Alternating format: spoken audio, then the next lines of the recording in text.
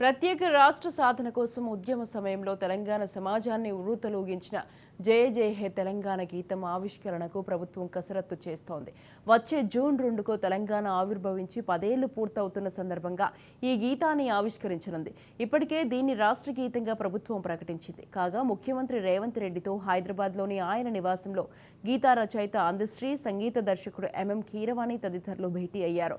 తెలంగాణ ఆత్మకు ప్రతిరూపంగా, అస్తిత్వానికి ప్రతీకగా, ఆత్మ గౌరవాన్ని ప్రపంచం నలుమూలలా ఎలిగెత్తేలా, సాంస్కృతిక ఘనతను ప్రతిబింబించేలా అందశ్రీ రాసిన ఈ గీతం సుమారు 6 నిమిషాలు ఉంటుంది. అందులో మార్పులేమీ చేయకుండా యథాతథంగా ఆవిష్కరించాలని ప్రభుత్వం నిర్ణయించింది.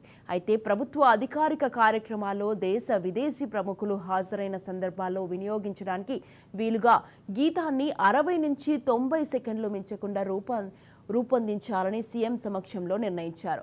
ప్రధాన గీతంలోని భావోద్వేగాలను అలాగే కొనసాగిస్తూ నిడివి తగ్గించేందుకు అందశ్రీకి పూర్తి స్వేచ్ఛ, బాధ్యత, అధికారం అప్పగించారు. దీనికి సంగీతం అందించే బాధ్యతలను ఆస్కార్ పురస్కార గ్రహీత కీరవానికి అప్పగిస్తే బాగుంటుందన్న అందశ్రీ సూచనల మేరకు ఆయనను ఇందులో భాగస్వామిని చేశారు. ఈ మేరకు ముఖ్యమంత్రితో రచయిత, సంగీత దర్శకుడు చర్చించారు. జూన్ 2లోగా ప్రధాన గీతం, తక్కువ నిడివితో కూడిన గీతాన్ని సిద్ధం చేయాలని ముఖ్యమంత్రి సూచించారు.